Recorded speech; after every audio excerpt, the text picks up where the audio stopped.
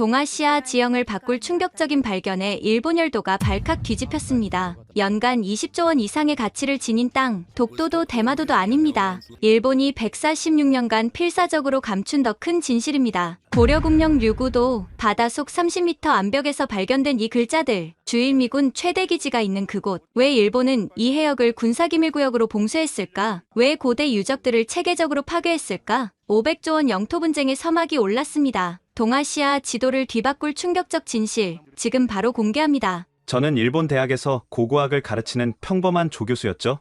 적어도 그날 아침까지는 그랬습니다. 추리성 복원 공사 현장에서 긴급 연락이 왔을 때 저는 수업 준비를 하고 있었습니다. 교수님, 지금 당장 오셔야 합니다. 믿기 힘든 걸 발견했어요. 현장 책임자의 목소리가 떨리고 있었습니다. 서둘러 현장에 도착했을 때 작업자들이 웅성거리며 모여 있었습니다.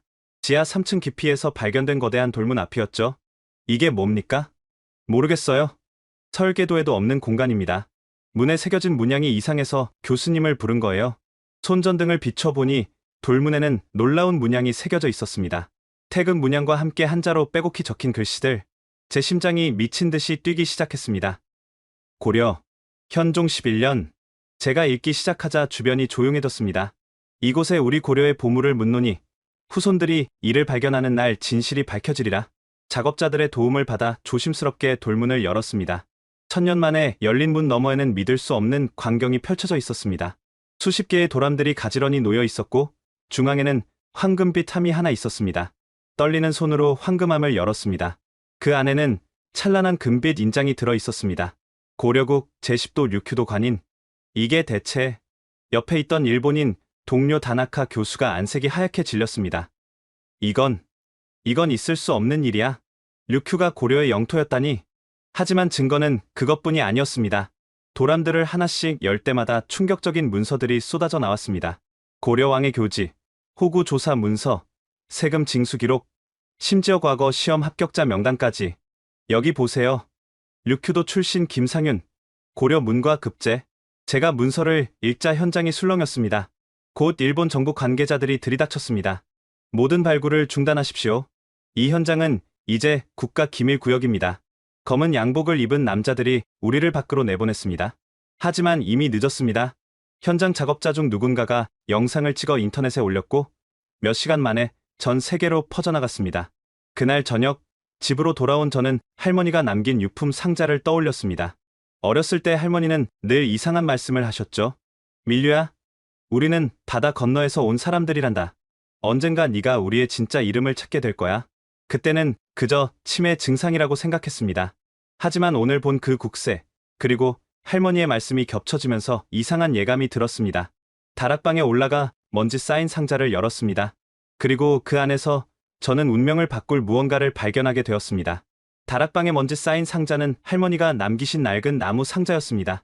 조심스럽게 열자 묘한 향기가 났습니다. 백단향이었죠. 그 안에는 누런 비단 보자기에 쌓인 물건들이 있었습니다. 첫 번째로 꺼낸 것은 작은 옥패였습니다.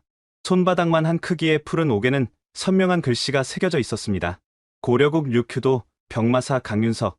제 성이 강씨인 것은 알았지만 일본식 이름 뒤에 숨겨진 진짜 성씨가 있었던 겁니다. 두 번째로 나온 것은 두꺼운 책자였습니다. 겉표지에는 강씨 세보라고 적혀 있었고 첫 페이지를 펼치자 충격적인 내용이 나왔습니다. 우리 강씨 일족은 고려 고종 18년 몽골의 침략을 피해 류큐로 건너왔다. 개경 출신 병마사 강윤석 장군은 왕명을 받들어 3000명의 백성과 함께 바다를 건넜고 이 땅에 새로운 고려를 세웠다. 손이 떨렸습니다. 계속 읽어나갔죠. 장군은 류큐 북부의 성을 쌓고 향교를 세워 아이들을 가르쳤다. 매년 개경에 조공을 보내고 과거에 응시할 인재를 보냈다. 우리는 비록 바다 건너 있으나 영원한 고려의 신민이다. 그때 전화벨이 울렸습니다. 모르는 번호였지만 받았습니다. 일본 교수님이시죠? 저는 서울대 한국사학과 윤서진 교수입니다. 오늘 발굴 소식을 들었어요. 저희가 보관 중인 문서와 일치하는 내용이 있어서 연락드렸습니다. 무슨 문서 말씀이신가요? 조선왕조실록에 기록된 류큐 관련 문서들입니다. 특히 세종실록에 류큐도 한글 교육 시행 명령이 나와 있어요. 그리고 윤 교수는 잠시 말을 멈췄다가 말했습니다. 강윤석 장군의 후손들이 조선시대까지 계속 관직을 받았다는 기록도 있습니다. 교수님 성함이 강씨시죠? 저는 족보를 다시 펼쳤습니다. 거기에는 대대로 이어진 이름들이 빼곡했습니다. 그런데 이상한 점을 발견했습니다. 메이지 시대 이후부터 갑자기 일본식 이름으로 바뀌어 있었죠. 메이지 12년, 일본군이 류큐를 침략하다. 우리 일족을 포함한 3만 명의 조선계의 주민이 저항하다 죽었고, 그중 강씨 일족 300명이 희생되었다. 살아남은 자들은 강제로 일본 이름을 갖게 되었다. 이 치욕을 잊지 말고 언젠가 진실을 밝혀라. 그 밑에는 붉은 글씨로 이렇게 적혀 있었습니다. 죽은 자들의 이름을 기록하노니 이들을 영원히 기억하라. 300개의 이름이 이어졌습니다. 강윤식, 강만철, 강춘자 모두 제 친척들이었습니다. 일본 정부가 학살한 사람들이었죠. 다음 날 저는 윤서진 교수를 만나기 위해 서울로 날아갔습니다. 인천공항에 도착하자마자 이상한 기분이 들었습니다. 마치 집에 돌아온 것 같은 느낌이었죠.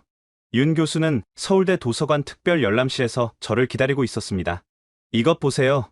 세종 28년 기록입니다. 문서에는 이렇게 적혀 있었습니다. 류큐도 관찰사 강윤겸이 아뢰기를 백성 5만이 모두 한글을 익혔사옵니다. 이제 류큐도 백성도 우리 조선의 글을 읽고 쓸 수 있게 되었나이다. 강윤겸은 제15대 선조입니다. 제가 족보를 보여주자 윤 교수가 놀랐습니다. 정말이군요. 그럼 교수님이 류큐 왕가의 직계 후손이시네요. 류큐 왕가요? 네. 강윤석 장군은 후에 고려 왕실로부터 류큐도 왕에 봉해졌습니다. 사실상 독립된 제후국이었죠. 하지만 계속 고려와 조선에 충성했고요. 그때 윤 교수가 또 다른 문서를 꺼냈습니다. 이건 임진왜란 때 기록입니다. 류큐도에서 2만 명의 의병이 조선을 돕기 위해 참전했다고 나와 있어요. 지휘관이 강무영이라는 분인데 제 선조입니다. 족보에 나와 있어요. 우리 조상들이 조국을 위해 목숨 바쳐 싸웠다는 사실에 가슴이 뜨거워졌습니다. 그런데 갑자기 열람실 문이 벌컥 열렸습니다. 교수님, 일본 대사관에서 나왔습니다. 즉시 귀국하셔야 합니다. 검은 양복을 입은 남자들이 들어왔습니다. 윤 교수가 항의했지만 소용없었습니다. 이건 한일 정부 간 합의 사항입니다. 교수님이 일본 국민이시니 따라오셔야 합니다. 저는 끌려가면서도 윤 교수에게 족보를 건넸습니다. 이걸 복사해서 보관해 주세요. 그리고 세상에 알려주세요. 공항으로 가는 차 안에서 일본 대사관 직원이 말했습니다. 교수님, 현명하게 행동하시길 바랍니다. 가족분들도 계시지 않습니까? 협박이었습니다. 하지만 저는 이미 결심했습니다. 천년의 진실을 밝히기로요. 비행기가 이륙하면서 저는 할머니의 유언을 떠올렸습니다. 밀류야, 우리가 누구인지 절대 잊지 마라. 때가 되면 네가 모든 걸 바로잡을 거야. 이제 그때가 온 것 같았습니다. 오키나와로 돌아온 다음 날 새벽, 예상치 못한 방문객이 찾아왔습니다. 초인종이 울렸을 때 시계는 새벽 4시를 가리키고 있었죠. 문을 열자 후드를 깊게 눌러 쓴 노인이 서 있었습니다. 놀랍게도 그는 한국말로 말했습니다. 선생님, 제 이름은 박도원입니다. 일본 국립공문서관에서 40년간 일했죠. 은퇴한 지 5년이 됐습니다. 새벽에 무슨 일이신지 시간이 없습니다. 따라오세요. 보여드릴 게 있습니다. 박 노인을 따라 차를 타고 30분을 달려 도착한 곳은 외곽의 낡은 창고였습니다. 안으로 들어가자 믿을 수 없는 광경이 펼쳐졌습니다. 수만 권의 문서가 빼곡히 쌓여 있었죠. 이게 다 뭡니까? 일본 정부가 류큐 병합 이후 압수한 조선 관련 문서들입니다. 원래는 모두 소각하라는 명령이었지만 저와 몇몇 양심적인 직원들이 몰래 빼돌렸죠. 박 노인이 하나의 파일을 꺼내 보여줬습니다. 표지에는 극비 류큐 처리 계획이라고 적혀 있었습니다. 메이지 12년 일본 정부의 류큐 침략 계획서입니다. 여기 보세요. 문서를 펼치자 충격적인 내용이 나왔습니다. 류큐는 실질적으로 조선의 속령이며 주민 90%가 조선인이다. 완전한 일본 영토로 만들기 위해서는 다음과 같은 조치가 필요하다. 첫째, 조선계 지도층 전원 처형. 둘째, 조선어 사용 금지 및 위반자 처벌. 셋째, 모든 조선 서적 소각. 넷째, 강제 창씨 개명. 손이 떨렸습니다. 계속 읽어나갔죠. 저항하는 조선인 3만 명을 처형했다. 그중 강씨 일족 300명도 포함되었다. 시체는 바다에 버렸고 기록은 모두 말소했다. 3만 명이라니. 네, 교수님 일가 친척들도 그 속에 있었습니다. 박 노인이 또 다른 문서를 꺼냈습니다. 사진이 붙어 있었는데 일본 군인들이 조선 관복을 입은 사람들을 총살하는 장면이었습니다. 이 사진 속 인물이 강윤대 씨입니다. 교수님의 고조할아버지 형제분이죠. 끝까지 일본 이름을 거부하다가 처형당했습니다. 눈물이 났습니다. 우리 가족이 겪은 비극의 실체를 처음 마주한 순간이었죠. 왜 이제야 이걸 보여주시는 겁니까? 양심의 빚을 갚고 싶었습니다. 저도 제1교포입니다. 본명은 박도원이지만 일본에서 살기 위해 다나카 도라는 이름을 써왔죠. 이제 진실을 밝힐 때가 됐다고 생각합니다. 박 노인은 더 많은 문서를 보여줬습니다. 조선 정부와 류큐 간 500년간의 교류 기록이었습니다. 매년 보낸 조공 물품 목록, 과거 시험 응시자 명단, 혼인관계, 무역 기록까지 상세했죠. 특히 이 문서를 보세요. 정조 10년, 류큐도 출신 김재문이 조선 문과 장원급제했다는 기록입니다. 그는 나중에 조선 예조판서까지 올랐어요. 류큐 출신이 조선 정부 고위직까지. 네, 류큐는 단순한 속국이 아니라 조선의 완전한 일부였습니다. 제주도나 울릉도와 같은 지위였죠. 그때 밖에서 차 소리가 들렸습니다. 박 노인의 얼굴이 굳었습니다. 빨리 숨으세요. 공안이 온 것 같습니다. 하지만 늦었습니다. 문이 부서지며 검은 양복의 사내들이 들이닥쳤습니다. 불법 문서, 소지 혐의로 체포한다. 우리는 연행되었습니다. 하지만 박 노인은 체포되면서도 제게 USB를 몰래 쥐어줬습니다. 모든 자료가 여기 있습니다. 세상에 알려주세요. 경찰서에서 조사를 받는 동안 일본 공안 책임자가 직접 나타났습니다. 당신이 본 것은 모두 조작된 가짜입니다. 이런 걸 퍼뜨리면 당신뿐만 아니라 가족까지 위험해질 겁니다. 진실을 조작이라고 우기는 건 일본 정부가 아닙니까? 역사는 승자가 쓰는 겁니다. 류큐는 이미 150년 전에 일본이 됐어요. 과거에 연연하지 마세요. 3만 명을 학살하고도 그런 말을 하시는 겁니까? 공안 책임자의 표정이 차가워졌습니다. 증거가 있습니까? 사진 몇 장? 문서 몇 개? 그런 건 얼마든지 조작 가능합니다.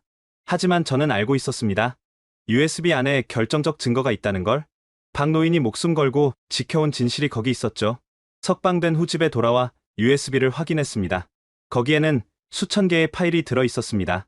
학살 명령서, 처형자 명단, 현장 사진, 심지어 일본 정부 고위층의 육성 녹음까지. 그중 가장 충격적인 것은 슈와 천황이 직접 서명한 문서였습니다. 류큐의 조선인들을 완전히 일본인으로 만들기 위해서는 그들의 기억을 지워야 한다. 필요하다면 무력을 사용하라. 이제 선택해야 했습니다. 이 진실을 세상에 알릴 것인가? 아니면 가족의 안전을 위해 침묵할 것인가? 하지만 창밖을 보니 할머니가 살았던 오래된 집이 보였습니다. 그 집에서 할머니는 평생 한국말을 잊지 않으셨고 돌아가시는 날까지 고향을 그리워하셨죠. 저는 결심했습니다. 박 노인이 그리고 3만 명의 희생자들이 지키려 했던 진실을 세상에 알리기로요. 컴퓨터를 켜고 유튜브에 접속했습니다. 그리고 영상 업로드 버튼을 눌렀습니다. 제목은 이렇게 적었습니다. 일본이 숨긴 류큐 3만 명 학살의 진실. 영상을 올린 지 하루 만에 조회수가 1000만을 넘었습니다. 댓글에는 충격과 분노가 가득했죠. 그런데 놀라운 댓글 하나가 눈에 띄었습니다. 저도 강윤석 장군의 후손입니다. 대만에 살고 있어요. 우리 집안에도 비슷한 기록이 있습니다. 메시지를 보낸 사람은 강성민이라는 대만 거주 교포였습니다. 화상통화로 연락하자 그는 놀라운 이야기를 들려줬습니다. 저희 할아버지가 류큐에서 대만으로 피난 오셨어요.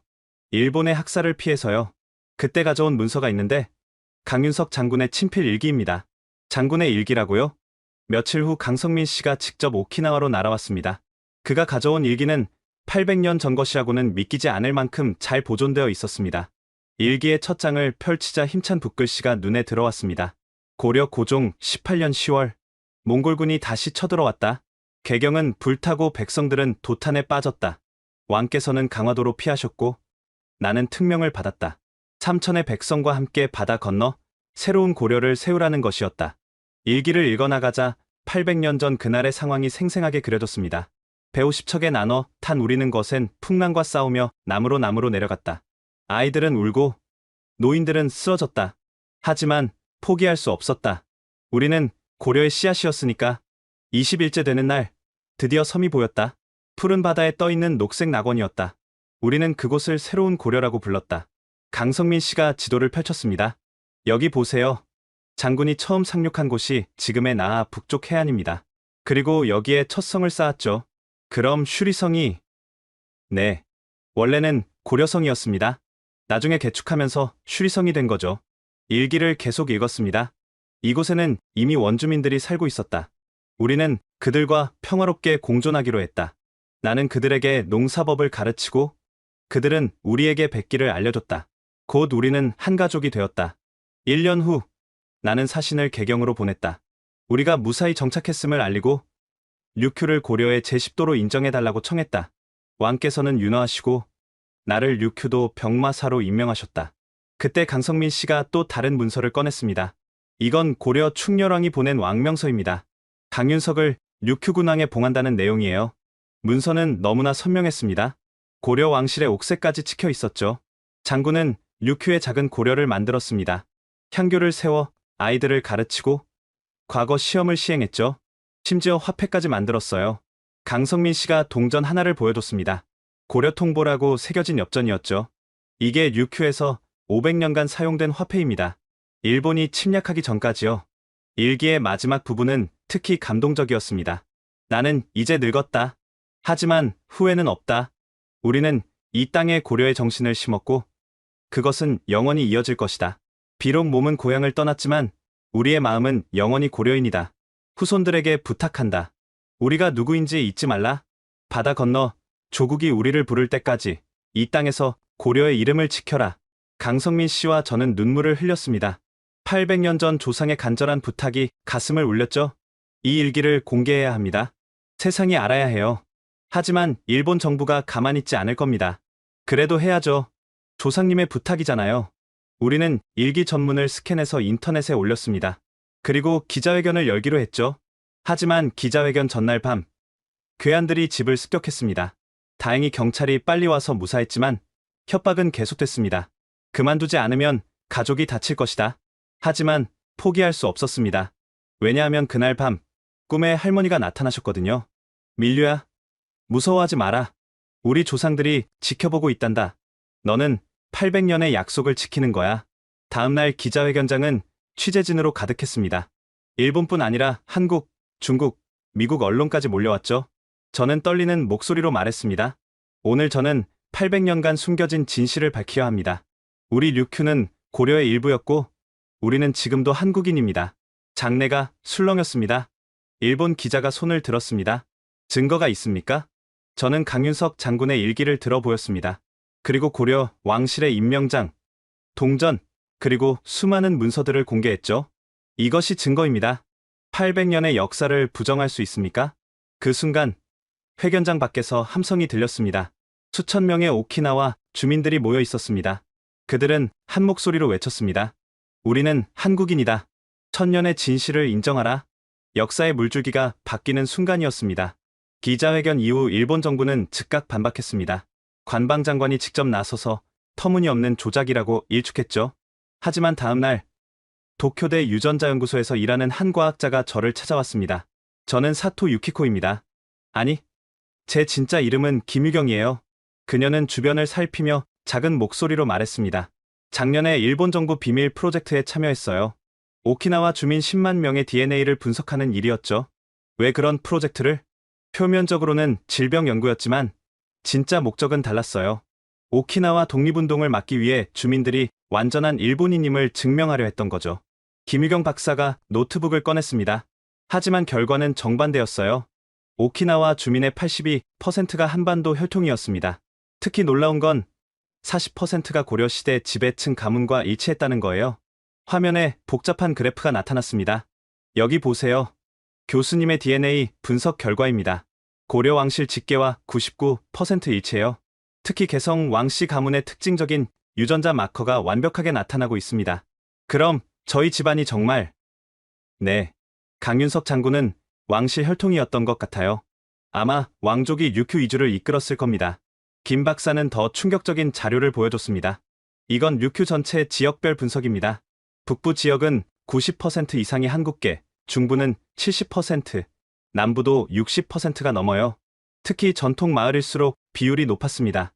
일본 정부는 이 결과를 어떻게 했나요? 즉시 폐기 명령이 내려왔어요. 연구진은 함구령을 받았고요. 하지만 저는 양심상 데이터를 백업해뒀습니다. 그녀가 USB를 건넸습니다. 10만 명의 데이터가 다 들어있어요.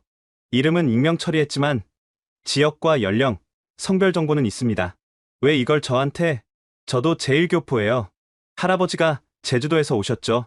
평생 일본인인 척 살았지만 이런 진실을 묻을 수는 없었어요. 일주일 후 저는 국제학술지에 이 데이터를 발표했습니다. 제목은 오키나와 주민의 유전적 기원, 한반도와의 연관성이었죠. 논문이 발표되자 전 세계 학계가 들썩였습니다. 하버드, 옥스퍼드, 북경대 등에서 검증팀을 보냈고 모두 같은 결론에 도달했습니다. 데이터는 진짜였고 오키나와 주민 대부분이 한국계였다는 것이 과학적으로 증명된 것입니다. 한국 정부도 움직이기 시작했습니다. 국립과학원에서 독자적인 조사를 시작했고 제주도, 전라도, 경상도 주민들과 오키나와 주민들의 DNA를 비교 분석했습니다. 결과는 놀라웠습니다. 오키나와 북부 주민들은 제주도 주민들과 80% 이상 일치했고 중부는 전라도, 남부는 경상도와 유사성을 보였습니다. 서울대 인류학과 최정훈 교수가 언론 인터뷰에서 말했습니다. 이건 단순한 이주가 아닙니다. 계획적이고 조직적인 대규모 이동이었어요. 고려 정부가 주도한 식민 정책이었을 가능성이 큽니다. 그러자 오키나와에서 놀라운 일이 일어났습니다. 주민들이 자발적으로 DNA 검사를 받기 시작한 것입니다. 병원마다 검사 희망자가 몰렸고 결과를 받은 사람들은 환호했습니다. 나는 한국인이다. 과학이 증명했다. 소셜미디어에는 해시태그 샵나이DNA는 한국이 퍼져나갔습니다. 사람들은 검사 결과를 자랑스럽게 공유했죠. 일본 정부는 당황했습니다. 긴급 대책회의가 열렸고 강경 대응 방침이 정해졌습니다. DNA 검사를 불법으로 규정하고 결과 공유를 처벌하기로 한 것입니다. 하지만 이미 늦었습니다. 전 세계가 주목하고 있었고 과학적 증거는 부인할 수 없었으니까요. 그때 더 놀라운 소식이 전해졌습니다. 중국 푸젠성에서도 비슷한 발견이 있었다는 것입니다. 그곳의 강씨 집성촌 주민들이 오키나와 강씨들과 같은 혈통이라는 게 밝혀진 거죠. 베이징 대학 역사학과 왕민 교수가 발표했습니다. 원나라 시대 기록에 따르면 고려 유민들이 류큐를 거쳐 푸젠성까지 이주했다고 나와 있습니다. 이들은 모두 같은 혈통이었습니다. 이제 퍼즐 조각이 맞춰지기 시작했습니다. 800년 전 몽골을 피해 떠난 고려인들의 대장정이 과학적으로 증명되고 있었던 것입니다. 저는 그날 밤 할머니 사진 앞에서 말했습니다. 할머니, 이제 증명됐어요. 우리가 진짜 한국인이라는 거요. 하지만 진짜 싸움은 이제부터였습니다. DNA 검사 결과가 공개된 다음 날 오키나와 나하 시내는 전례 없는 광경으로 가득했습니다. 수만 명의 시민들이 거리로 쏟아져 나왔고 그들의 손에는 태극기와 함께 우리는 한국인이다라는 플래카드가 들려 있었습니다. 저도 시위 현장에 나갔습니다. 그곳에서 만난 한 할머니의 말이 잊히지 않습니다. 80년을 살면서 처음으로 내가 누구인지 알게 됐어. 우리 어머니가 몰래 불러주던 한국 노래가 이제야 이해돼. 할머니는 떨리는 목소리로 아리랑을 부르기 시작했습니다. 주변 사람들도 따라 부르기 시작했고 곧 광장 전체가 아리랑 소리로 가득 찼습니다. 바로 그때 일본 기동경찰이 나타났습니다. 방패와 곤봉으로 무장한 그들은 해산 명령을 내렸습니다. 불법 집회다. 즉시 해산하라. 하지만 아무도 움직이지 않았습니다. 오히려 더 많은 사람들이 모여들었죠. 그때 한 청년이 앞으로 나섰습니다. 오키나와 대학 학생회장 우에하라 케니치, 아니 그의 진짜 이름은 김건우였습니다. 우리는 평화롭게 우리의 정체성을 주장할 권리가 있습니다. 천년의 역사를 부정하는 것은 일본 정부입니다. 경찰이 최루탄을 쏘기 시작했습니다. 하지만 시민들은 물러서지 않았습니다. 오히려 팔짱을 끼고 인간띠를 만들었죠. 우리는 한국인이다. 우리는 한국인이다. 구호는 점점 커졌고 경찰의 진압도 거세졌습니다. 곤봉이 휘둘러지고 비명소리가 터져 나왔습니다. 그 순간 충격적인 일이 일어났습니다. 한 여고생이 경찰봉에 맞아 쓰러진 것입니다. 피를 흘리며 쓰러진 그녀의 이름은 미야자토 유이, 한국 이름은 이유진이었습니다. 살인자들, 우리 아이를 죽였어. 군중의 분노가 폭발했습니다. 하지만 김건우가 소리쳤습니다. 비폭력입니다. 우리는 평화적으로 저항합니다.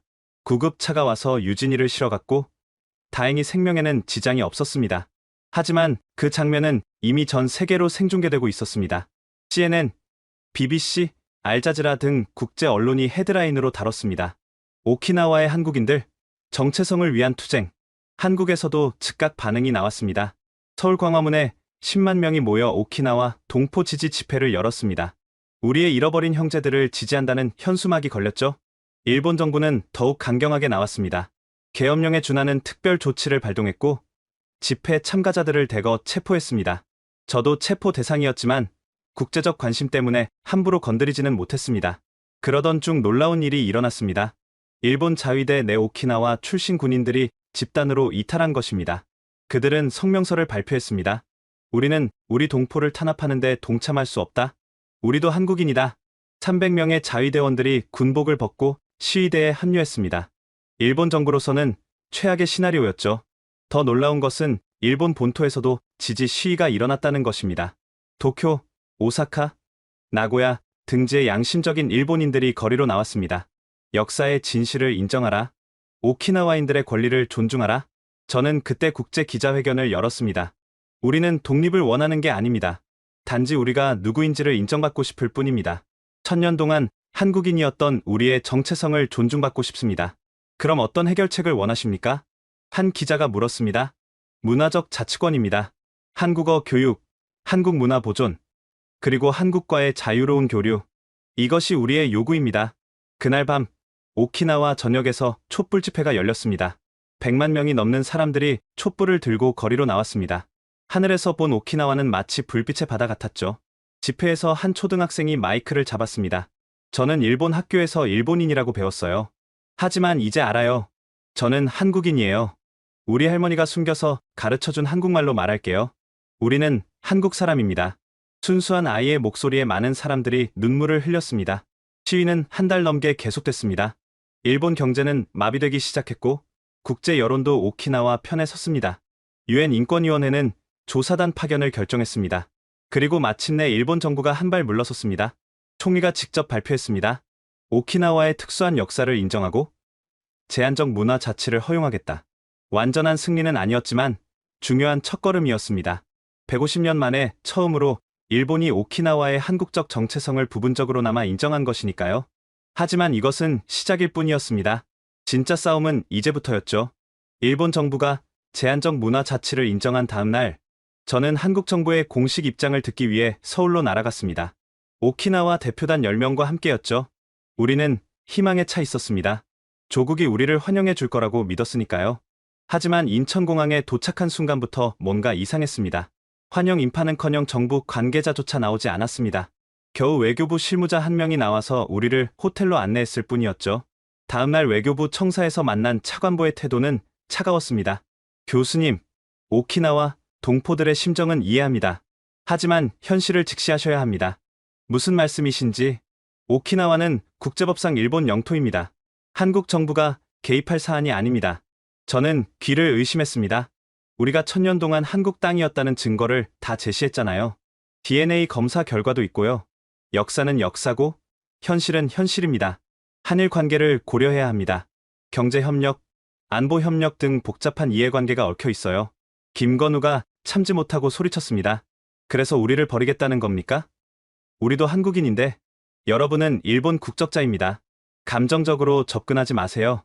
그때 문이 열리고 외교부 장관이 들어왔습니다. 우리는 기대했지만 그의 말은 더 충격적이었습니다. 미국이 반대합니다. 오키나와 미군 기지 때문이죠. 현상 유지가 동북아 안정에 중요하다는 게 미국 입장입니다. 그래서요?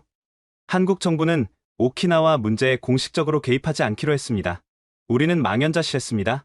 조국이라고 믿었던 나라가 우리를 외면하는 순간이었죠. 호텔로 돌아온 우리는 절망에 빠졌습니다. 그런데 뜻밖의 방문객들이 찾아왔습니다. 한국의 시민단체 활동가들이었습니다. 정부는 여러분을 외면해도 우리 국민은 다릅니다. 재외동포재단 김선희 대표가 말했습니다. 내일 광화문에서 대규모 집회가 있습니다. 오키나와 동포 지지 집회요. 오셔서 직접 이야기해 주세요. 다음날 광화문 광장에는 10만 명이 넘는 시민들이 모였습니다.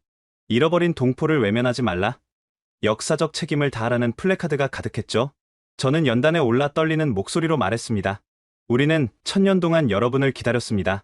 비록 정부는 우리를 외면하지만 여러분이 우리를 기억해 주신다면 우리는 계속 한국인으로 살아갈 수 있습니다. 군중 속에서 한 할머니가 소리쳤습니다. 우리가 기억할게. 우리가 여러분의 조국이야. 눈물이 났습니다. 정부는 차가웠지만 국민은 따뜻했습니다. 그날 이후 놀라운 일들이 일어났습니다. 한국 시민들이 자발적으로 모금 운동을 시작한 것입니다. 오키나와 동포 돕기 프로젝트에 하루 만에 100억 원이 모였습니다. 대학들도 움직였습니다. 서울대, 연세대, 고려대가 오키나와 학생 특별 장학 프로그램을 만들었고 매년 1000명씩 무료로 교육받을 수 있게 했습니다. 기업들도 동참했습니다. 삼성, LG, 현대가 오키나와에 문화센터를 세우겠다고 발표했죠. 한국어 교육과 한국 문화 전파를 위해서였습니다. 가장 감동적이었던 것은 제주도의 반응이었습니다. 제주도지사가 직접 오키나와를 방문하겠다고 한 것입니다. 우리 제주도민들도 바다 건너 살아온 사람들입니다. 오키나와는 우리의 형제 섬입니다. 일주일 후 제주도 대표단이 오키나와에 도착했습니다. 공항에는 수만 명이 나와 환영했죠. 제주도지사는 오키나와 방언으로 인사했습니다. 우리는 한 형제입니다. 바다가 우리를 갈라놨지만 피는 못 속입니다. 그 순간 환호성이 터졌습니다. 많은 사람들이 울었죠.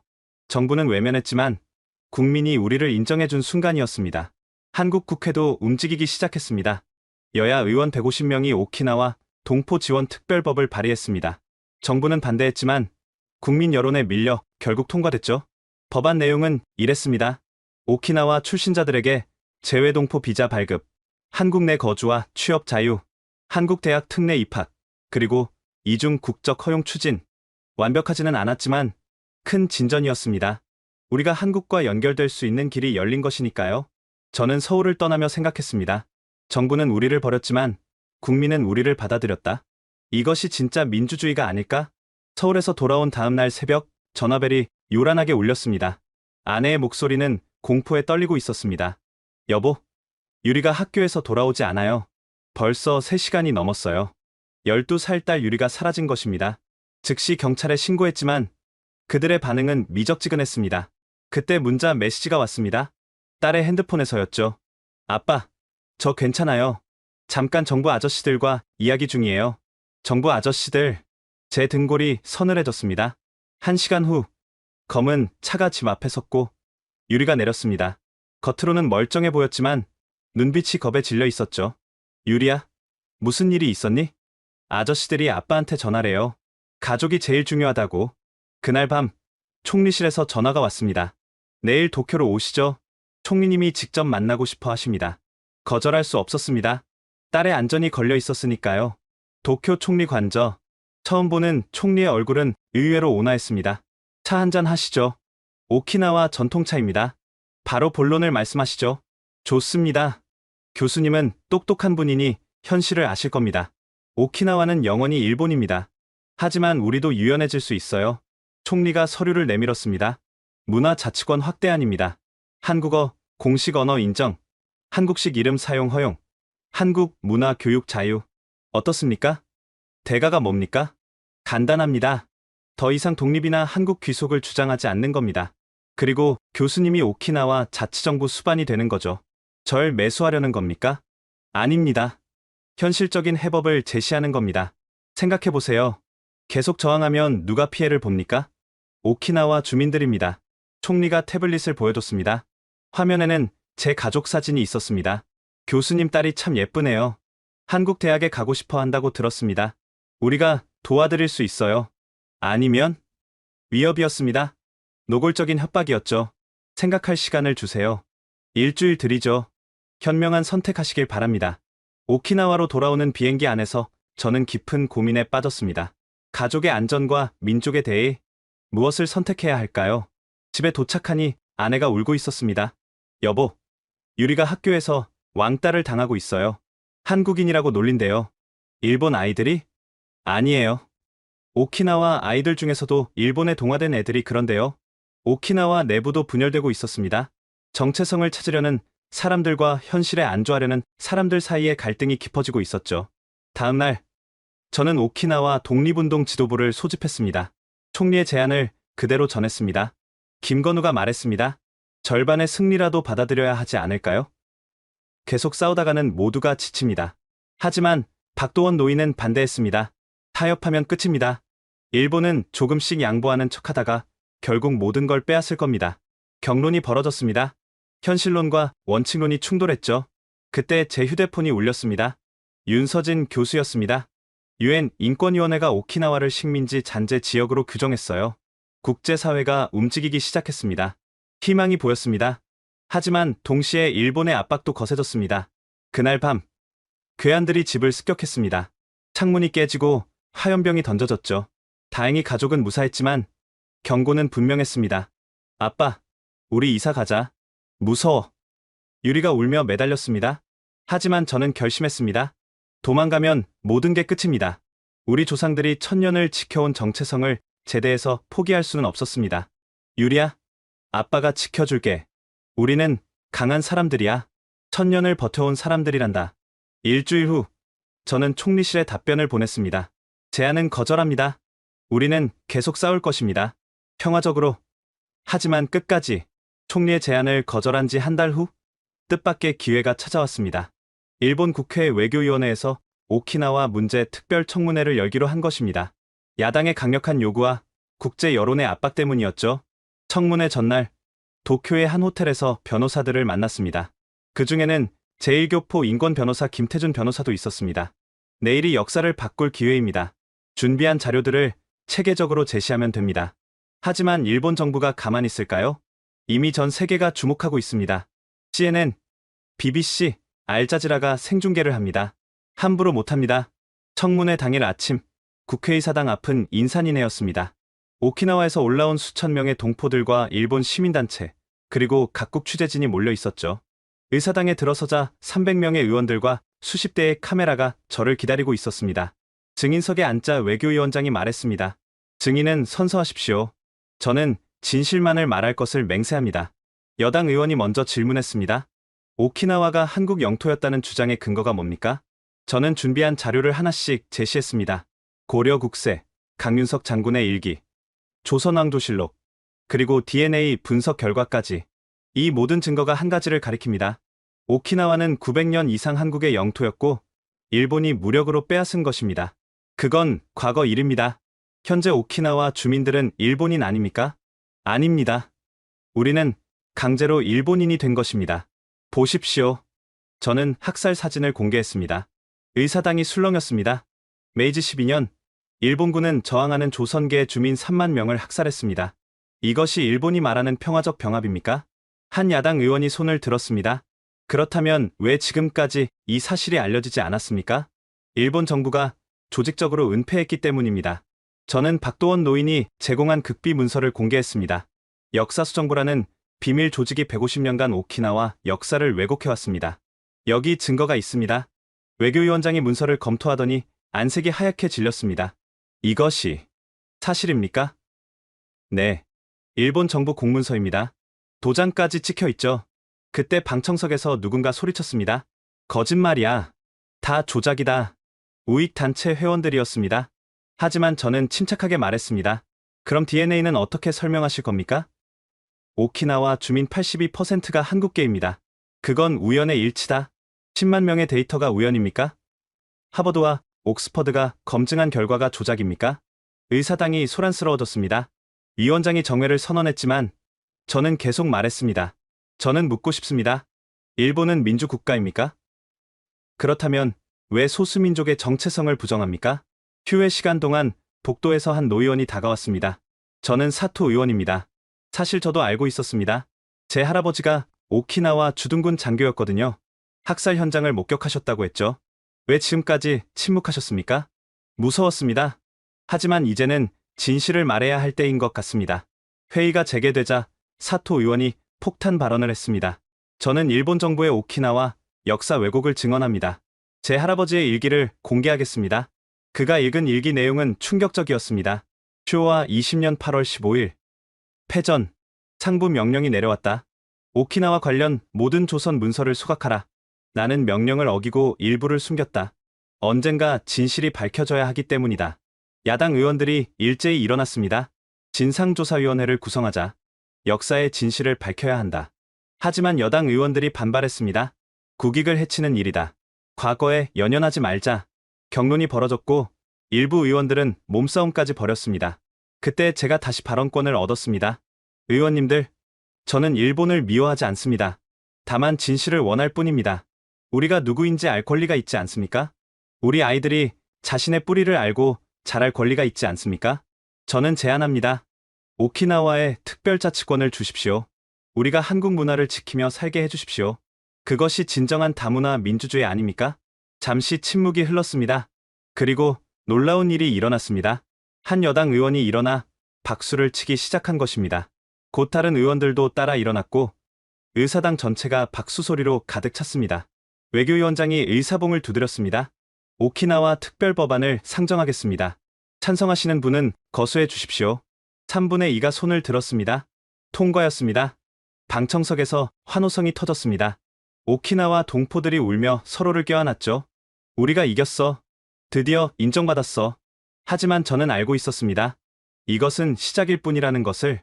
법안이 본회의를 통과하려면 더 큰 싸움이 필요했습니다. 청문회가 끝난 후 기자들이 몰려들었습니다. 소감이 어떠십니까? 오늘은 역사적인 날입니다. 하지만 아직 갈 길이 멉니다. 우리는 포기하지 않을 것입니다. 그날 밤 오키나와에서는 축제가 열렸습니다. 거리마다 태극기가 나부꼈고 사람들은 아리랑을 불렀습니다. 하지만 일본 정부의 반격도 시작되고 있었습니다. 총리가 긴급 기자회견을 열었습니다. 오키나와는 영원히 일본입니다. 일부 의원들의 감상적 판단을 용납할 수 없습니다. 진짜 전쟁은 이제부터였습니다. 특별법안이 본회의에서 부결된 후 일본 정부의 탄압은 더욱 거세졌습니다. 한국어 교육 금지, 한국 문화 행사 불허, 심지어 김치를 파는 것조차 단속했죠. 하지만 우리의 저항은 지하로 들어갔습니다. 나하 시내 뒷골목의 오래된 창고, 겉으로는 폐건물처럼 보였지만 지하에는 놀라운 공간이 있었습니다. 100명이 넘는 아이들이 한글을 배우고 있었죠. 가나다 라마바사. 아이들의 맑은 목소리가 지하실을 가득 채웠습니다. 선생님은 은퇴한 교사 나카무라 미치코 씨, 한국 이름은 박미자 할머니였습니다. 얘들아, 이게 우리 글자야. 1000년 전 우리 조상들이 쓰던 아름다운 글자란다. 한 아이가 손을 들었습니다. 선생님, 왜 우리는 숨어서 배워야 해요? 지금은 그래야 해. 하지만 언젠가는 당당하게 배울 날이 올 거야. 그때 입구에서 신호가 왔습니다.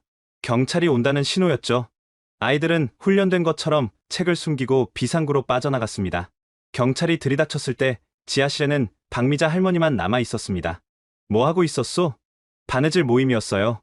경찰은 수색했지만 증거를 찾지 못했습니다. 모든 교재는 이미 안전한 곳으로 옮겨진 후였죠. 다음 날, 저는 박미자 할머니를 찾아갔습니다. 할머니, 너무 위험해요.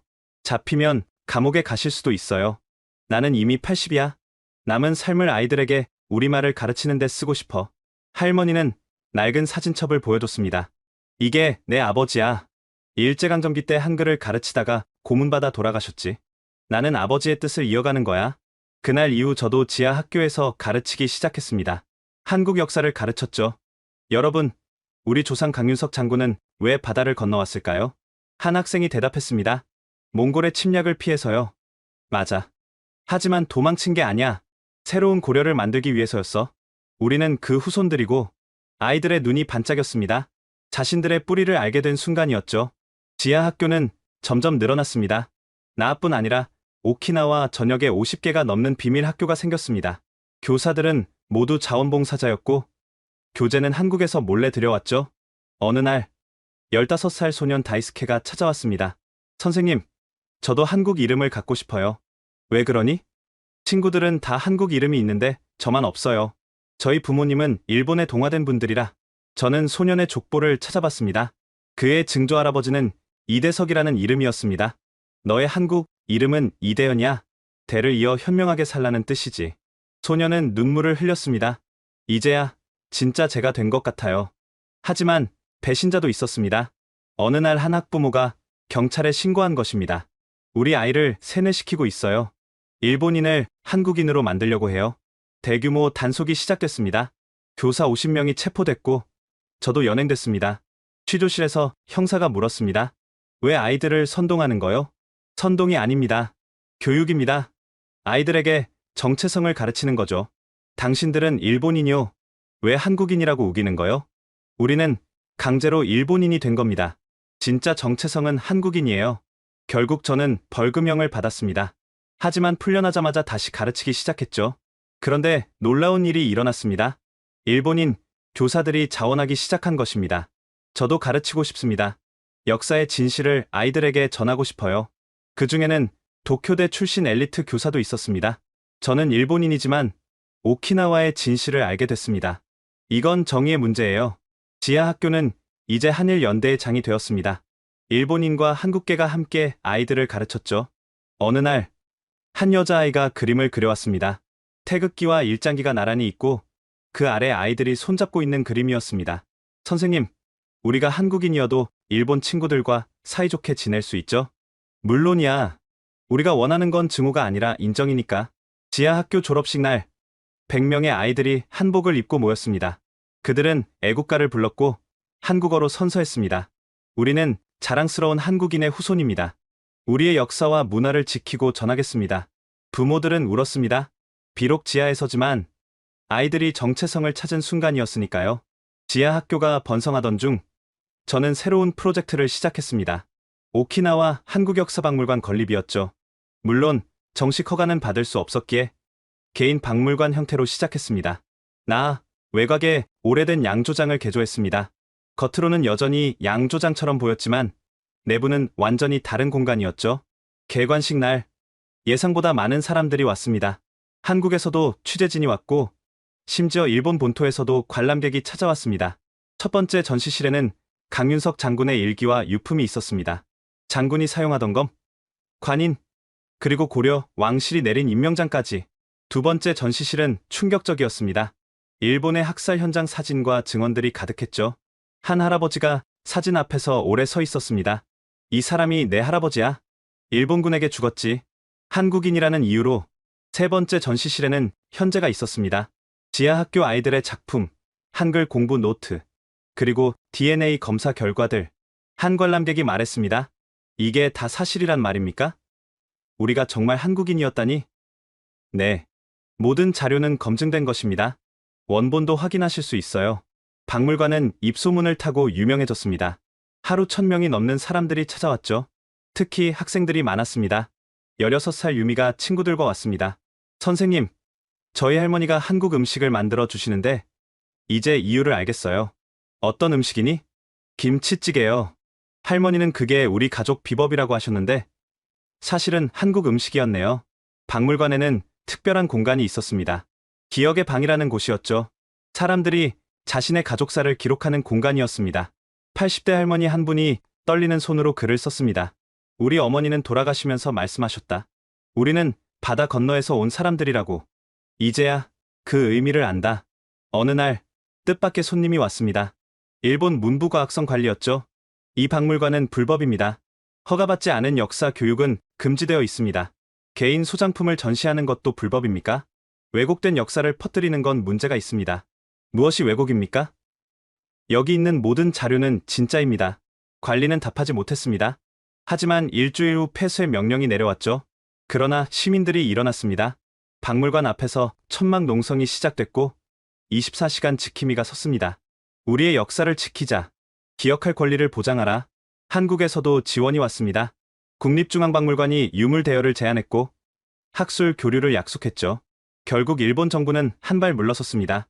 사설 박물관으로 운영을 허가한 것입니다. 비록 공식 박물관은 아니었지만 큰 승리였죠. 재개관 날 특별 전시가 있었습니다.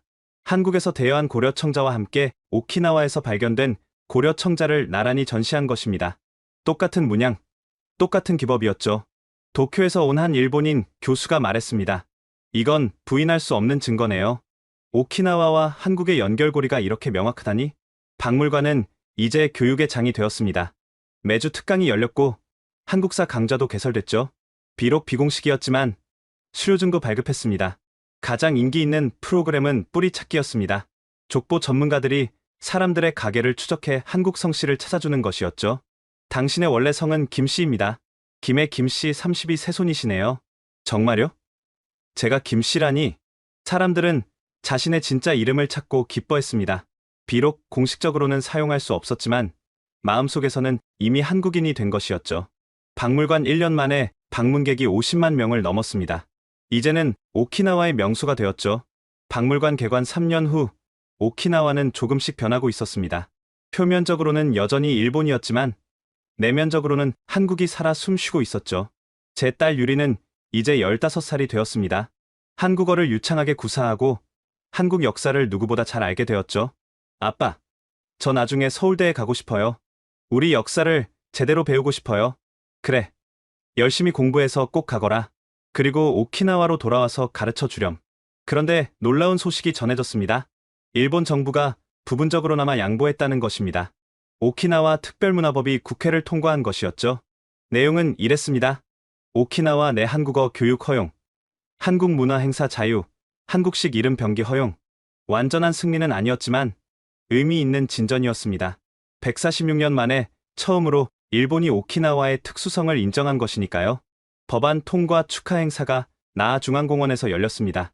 5만 명이 모였고 처음으로 공개적으로 태극기를 들 수 있었습니다. 무대에 오른 저는 감격에 겨워 말했습니다. 오늘은 역사적인 날입니다. 우리가 누구인지 당당히 말할 수 있는 날이 왔습니다. 군중이 환호했습니다. 우리는 한국인이다. 그때 한 노인이 무대로 올라왔습니다. 93세의 최고령 생존자였죠. 나는 일본 이름으로 80년을 살았소. 하지만 죽기 전에 내 진짜 이름으로 불리고 싶소. 내 이름은 김만수요. 모든 사람이 눈물을 흘렸습니다. 그리고 다 함께 외쳤죠. 김만수 할아버지.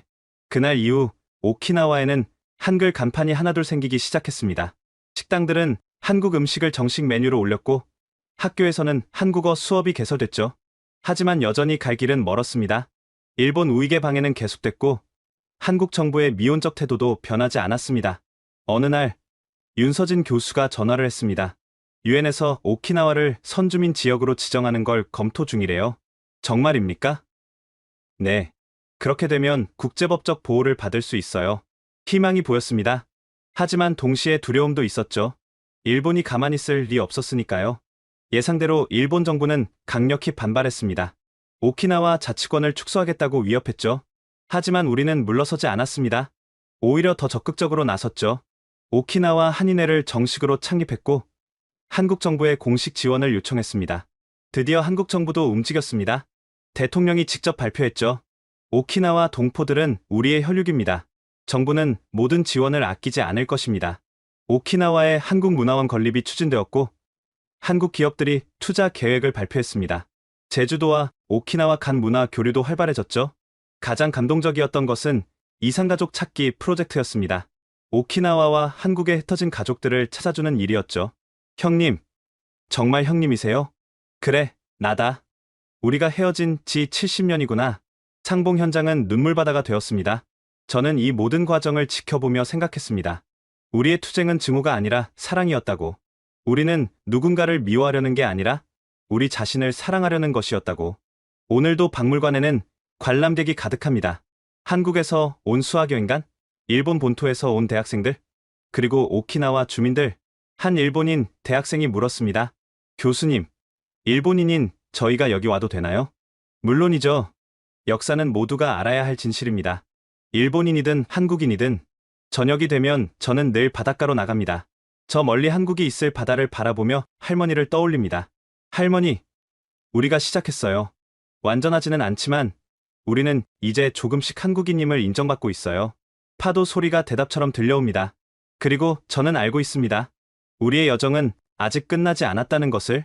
언젠가는, 정말 언젠가는 완전한 인정을 받는 날이 올 것입니다.